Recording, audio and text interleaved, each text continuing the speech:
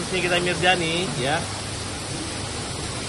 apapun yang terjadi kita ambil yang positif dulu, ditengahkan dulu, karena ini menyangkut pembayaran senilai 4 miliar yang cukup besar, yang dimana kenapa dia membayar gitu. Harusnya kalau saya jadi Nikita Mirzani, saya lebih baik memilih melaporkan skincare tersebut daripada menerima 4 miliar.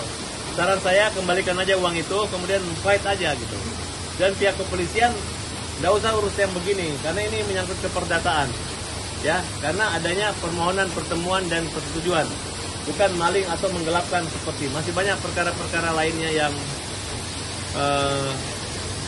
itu orang tertipu gara-gara hackers yang membuat rekening habis, yang itu lebih diutamakan daripada mengurus uang yang 4 miliar punya skincare tersebut. Dan saya yakin ini kita punya alasan dan memang sangat banyak kemungkinan untuk diproses hukum bisa-bisa saja. Tapi tentu ada sebab akibatnya.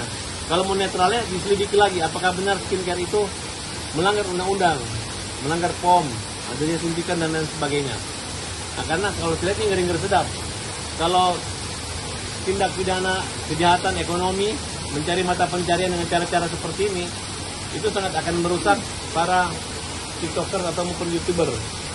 Nah, mereka selama ini yang dinamanya buzzer bayaran kecil-kecil 100.000, tapi ini sangat besar sekali, ya.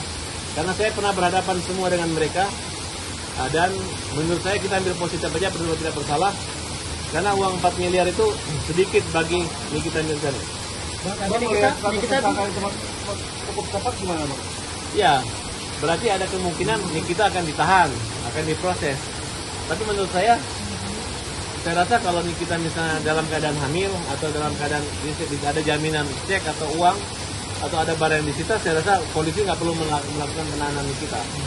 Karena biar bagaimanapun kita harus hargai Nikita, bahwa Nikita itu adalah korban di sini, di mana anaknya tersangka harus laporan. Supaya nggak elok kalau tiba-tiba dia ditahan, kan tunggu aja waktu gitu, dan tidak perlu terburu-buru. Oke, semangat terus buat Nikita Mirzani. Tapi kita punya langkah hukum nggak, Bang, ketika ditetapkan tersangka? Ya bisa, artinya dia bisa pra peradilan, atau kalau tidak dia nanti tunggu di pembelaan di pengadilan nanti. Atau Abang uang paten dikembalikan bisa selesai? Oh bisa, ini kan itu kan endorsement dan dia mendapat keuntungan.